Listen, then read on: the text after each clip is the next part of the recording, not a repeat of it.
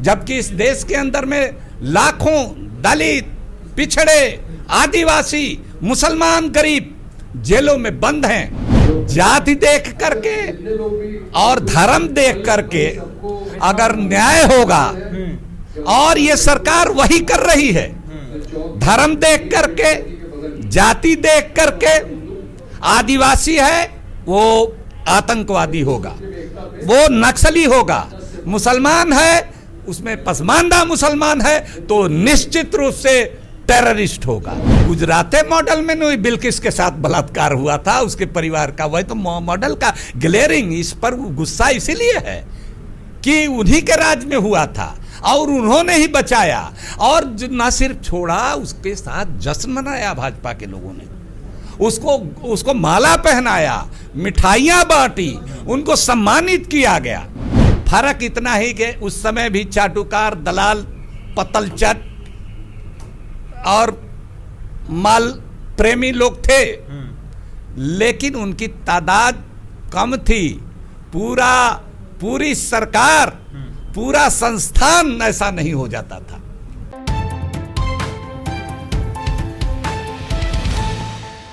नमस्कार साथियों, मैं हूं विनीत। आज हमारे साथ अली अनवर अंसारी जी हैं। हम लखनऊ प्रेस क्लब में बैठे हुए हैं, जहां बिल्किस बानो जी के साथ जो कुछ हुआ और अब जो हो रहा है उसके लिए न्याय मांग रहे हैं, और उसके लिए एक छोटी सी प्रेस कॉन्फ्रेंस रखी थी। हम सबसे पहले ये जानना चाहेंगे कि आखिर आपने क्या किया और क्या आपने मांग रखी है इस प्रेस कॉन्फ्रेंस के। देखिए, पहली बात तो ये ऑल इंडिया पसमानदा मुस्लिम महाज की उत्तर प्रदेश राज्य इकाई की बैठक थी। इसमें हम लोगों ने एक प्रस्ताव पास किया। उसमें इस घटना को लेकर के सुप्रीम कोर्ट से हम लोगों ने ये अपेक्षा की है, मांग की है कि आप इसमें न्याय दिलवाइए और जल्दी न्याय दिलवाइए। और वो उस न्याय का मामला यही है कि फिर से इन आदमखोरों को, नर पिशाचों को जेल में बंद कीजिए। सरकार से हमारी कोई उम्मीद नहीं है। डबल इंजन की सरकार है। मोदी जी, प्रधानमंत्री जी लाल किले के प्राचीर से 15 अगस्त को महिला के सम्मान की, नारी के सम्मान की बात करते हैं, और उनकी राज्य सरकार उसी समय 11 रेपिस्ट, मर्डरर को जेल से रिहा करने का काम करती है। प्रधानमंत्री जी पसमानदा के साथ स्नेह यात्रा निकालने की बात करते हैं। हम पूछना चाहते हैं, देश को बताना चाहते हैं कि बिल्किस बानो से ज्यादा पसमानदा और कोई कौन हो सकता है, जिसके साथ सामूहिक बलात्कार हुआ, जिसकी दूधमुहा बच्ची के साथ पत्थर से कूच करके उसके सामने उसको मार दिया गया, जिसके बचाव में, उस महिला के या उसकी बच्ची के बचाव में उस परिवार के जो 11 लोग आए सबका खून हुआ। और वैसे लोगों को ये केस तो रेयरेस्ट ऑफ द रेयर है, फांसी की सजा होनी चाहिए। ये प्रूव हो चुका है सारे कोर्ट से, सुप्रीम कोर्ट तक से। उनको आप रिहा कर रहे हैं, जबकि इस देश के अंदर में लाखों दलित, पिछड़े, आदिवासी, मुसलमान, गरीब जेलों में बंद हैं। उनको नाहक देशद्रोह का मामला लगा करके, और दूसरा रोकना चाहूंगा, आपने जब दलित, पिछड़े और अल्पसंख्यकों की बात की तो एक भाजपा नेता ने बयान दिया था कि ब्राह्मण है, संस्कारी थे, इसलिए छोड़ दिए गए। आपने बिल्कुल सही कहा। जाति देख करके और धर्म देख करके अगर न्याय होगा, और ये सरकार वही कर रही है, धर्म देख करके, जाति देख करके, आदिवासी है वो आतंकवादी होगा, वो नक्सली होगा, मुसलमान है उसमें पसमानदा मुसलमान है तो निश्चित रूप से टेररिस्ट होगा। वो सिविल सोसाइटी का आदमी कोई बात करेगा, इंसाफ की बात करेगा, कानून की बात करेगा, अर्बन नक्सल होगा, उसको जेल में बंद किया जाएगा, जेल में सड़ा करके मारा जाएगा। तो हम ये बिल्किस बानो की ही लड़ाई नहीं है। हम लोग जब आप हाथरस में जिंदा जलाया गया और उसकी लड़की को, माँ बाप को नहीं, लाश तक नहीं दिया गया, जबरदस्ती जिला प्रशासन पुलिस ने किया, तो उस समय भी हम लोगों ने विरोध किया था। तो हम लोग विरोध करते रहते हैं। मेरा एक सवाल और है कि क्या यही गुजरात मॉडल था? अभी आपने कहा मोदी जी लाल किले की प्राचीर से कहते हैं कि देश में महिलाओं का सम्मान किया जाए, समानता की बात करते हैं। वो जब सत्ता में आए थे 2014 में, तो उन्होंने एक और नारा दिया था, गुजरात मॉडल लेके देश में आए थे। यही गुजरात मॉडल है? हाँ, एग्जैक्टली। गुजरात मॉडल में नहीं, बिल्किस के साथ बलात्कार हुआ था उसके परिवार का। वही तो मॉडल का ग्लेयरिंग, इस पर गुस्सा इसीलिए है कि उन्हीं के राज में हुआ था और उन्होंने ही बचाया। और न सिर्फ छोड़ा, उसके साथ जश्न मनाया भाजपा के लोगों ने, उसको माला पहनाया, मिठाइयां बांटी, उनको सम्मानित किया गया। कल को गए उनको और सम्मान मिलेगा। उनके यहाँ जो इस तरह का सिलेंडरस बयान देते हैं, जो मारकाट मचाते हैं इन तबकों के साथ, उनको मंत्री बनाया जाता है, प्रमोशन दिया जाता है, पार्टी में ऊंचे पद दिए जाते हैं। ये क्या हो रहा है? तो ये सिर्फ ये नहीं कि कमजोर लोगों के साथ, दलित, पिछड़े, आदिवासी, गिरिजन, बहुजन के साथ अत्याचार जुल्म हो रहा है, बल्कि ये मैसेज दुनिया में जा रहा है और इसका बहुत खतरनाक मैसेज जा रहा है। इसीलिए हम लोगों ने पसमानदा जो चलाया भाई साहब। पसमानदा उर्दू का शब्द भले हो, लेकिन पसमानदा हिंदू भी पसमानदा हो सकता है, दलित भी, आदिवासी भी, सिख भी, ईसाई भी। ये रिलीजन न्यूट्रल और कास्ट न्यूट्रल ये शब्द है। पसमानदा नाम की कोई जाति नहीं है, पसमानदा नाम का कोई धर्म नहीं है, ये मानव धर्म है।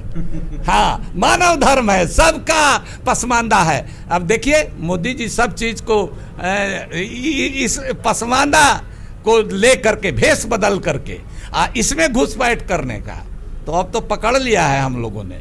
घुसपैठ करने देंगे? हमारा समाज उस समय से 46 से लड़ता आया है, सावरकर के हिंदू राष्ट्र के खिलाफ और जिन्ना के पाकिस्तान बनाने के दो कौमी नजरिए के खिलाफ। उस समय पसमानदा नाम नहीं था, पसमानदा तो हमने चलाया। उस समय मोमिन कॉन्फ्रेंस था, उस समय कयूम अंसारी थे, उस समय अतीकुर रहमान मंसूरी थे, उस समय मियां अब्दुल मालिक दानापुरी रायनी थे।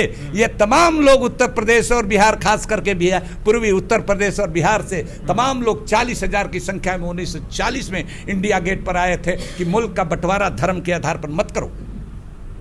तो हम लोग तो उस नस्ल के हैं जो हिंदू सांप्रदायिकता के भी खिलाफ हैं और मुस्लिम सांप्रदायिकता के खिलाफ। अच्छा, ये बंटवारे से मुझे याद आया, मैं आपके बारे में पढ़ रहा था, पता नहीं सही की गलत, आप मुझे क्लियर करिएगा कि आप राजनीतिक जीवन में आने से पहले पत्रकार रह चुके हैं? कोई 2-4 साल नहीं। हाँ, माफ कीजिएगा, आप हमारे लड़के की उम्र के हैं। मैं मुझे लगता है जब आप राजनीतिक जीवन में होंगे तो मैं आया हूँगा इस दुनिया में। तो मैं इसलिए कंफर्म कर रहा हूँ। कोई 25-30 साल में। तो बस ये अगला सवाल मेरा बंटवारे से है कि आज के वक्त में, माफी चाहूंगा अगर कोई यहाँ उपस्थित है, तो बहुत सारे मीडिया कर्मी आए थे और उनका दोष नहीं है, लेकिन जो लोग स्टूडियोज में बैठ के बांट रहे हैं ना, उनके बारे में क्या कहेंगे? आप एक पत्रकार के तौर पर अपनी राय रखिएगा। चलिए, अच्छी बात है, अब आप राजनीतिक जीवन में, लेकिन आप पत्रकार भी रहे। क्या आज के वक्त में मीडिया का जो तौर तरीका है ट्रीट करने का मुद्दों को, उस पर कुछ कहना चाहेंगे आप? हमको शर्म आती है कि भाई कैसी पत्रकारिता। मैं इस पर एक किताब लिख रहा हूँ। अरे वाह! करीब करीब पूरा हो चली है कि हम किस तरह की पत्रकारिता कर रहे थे और हमारे समय में किस तरह की पत्रकारिता हो रही थी। फर्क इतना ही कि उस समय भी चाटुकार, दलाल, पतलचट और माल प्रेमी लोग थे, लेकिन उनकी तादाद कम थी। पूरी सरकार, पूरा संस्थान ऐसा नहीं हो जाता था। और वो जो आज मेन स्ट्रीम है, वो लोग मुंह दिखाने लायक नहीं रहेंगे। मुंह दिखाने इतिहास में उन लोगों का नाम नहीं लगेगा। जिस पत्रकारिता की बात कर रहे हैं, जो दलाली कर रहे हैं और पार्टी बन गए हैं, मैं तो उन लोगों के साथ बैठता भी नहीं डिबेट वगैरह में। ये खैर ये एक अच्छा फैसला हो सकता है या बुरा, मैं उस पर कोई बात नहीं कहूँगा, लेकिन मैं आखिरी सवाल आपसे पूछूंगा कि उन लोगों के लिए आप क्या कहेंगे जो बिल्किस बानो जी का बलात्कार करने वाले आरोपियों के जेल से बाहर आने के बाद खुशियां मना रहे हैं, और उसमें सिर्फ वही शामिल नहीं है जिन्होंने माला पहनाई, जिन्होंने उस वक्त वीडियो बनवाया, उसके अलावा इस देश में एक बड़ी संख्या है जो उस पर खुशियां मना रही है, लड्डू बांट रही है, और नहीं लड्डू बांट पा रही है तो मन में तो लड्डू फूट रहा है, उनके लिए एक आखिरी संदेश। न देखिए, हम ऐसा नहीं मानते हैं। हमारा मानना है, अंग्रेजी में कहावत है कि one can cheat some for all time, all for some time, but one cannot cheat all for all time. कुछ अंधभक्त लोग होंगे जो इस तरह के तानाशाहों की हमेशा तरफदारी करते रहते हैं, लेकिन धीरे धीरे लोगों का आंख पर जो पर्दा चढ़ा है, वो देश की जो आर्थिक स्थिति है, जो महंगाई जिस तरह से बढ़ रही है, बेरोजगारी बढ़ रही है और पूरे देश को बेचा जा रहा है। ब्रिटिशर्स ने भी, ईस्ट इंडिया कंपनी ने भी इस तरह से देश को नहीं बेचा था, अंग्रेजों ने भी नहीं बेचा था, नहीं लूटा था जिस तरह से ये सरकार लूट रही है। तो ये आर्थिक स्थितियां ये मजबूर करेगी, ये आंख का जिन लोगों को पर्दा चढ़ा है, उन लोगों का पर्दा जब रोटी नहीं मिलेगी, श्रीलंका की जब हालत होगी इस देश की, खुदा न करे ऐसी हालत हो। सिर्फ बड़ा देश है, बेच बेच कर अभी बैंक सितंबर महीने में कई बैंक और बिकने वाले हैं। बंदरगाह बिक गया, कभी बंदरगाह निजी हाथों में नहीं जाता था, डिफेंस कभी निजी हाथों को नहीं जाता था, rail, petroleum company, Navratna company, मैं पार्लियामेंट का मेंबर 12 साल रहा हूं, उन तमाम चीजों को ये बेच रहे हैं। देश की अर्थव्यवस्था आईसीयू में है, महंगाई जिस तरह से बढ़ रही है, ये देश की जनता, लेकिन अफसोस यही है कि तब तक हालत बहुत खराब हो गई रहेगी। और जो सियासी पार्टियां हैं, इन लोगों को अपना ईगो छोड़ करके, अपना पार्टी का हित छोड़ करके, देश के हित में सब लोगों को एक हो करके, और इस भयानक संकट श्रीलंका की स्थिति देश की नहीं हो, क्योंकि अब श्रीलंका को संभाल में नहीं आ रहा है, वो चला गया, भाग गया राजा, लेकिन वो संभाल में नहीं आ रहा है। कहीं वैसी स्थिति मत इस देश की हो जाए, उसके पहले तमाम पार्टियों के लोगों को भी सोचना चाहिए। हम लोग सोच रहे हैं, हम लोग तो ए पॉलिटिकल हैं, किसी पार्टी में हम लोग नहीं हैं।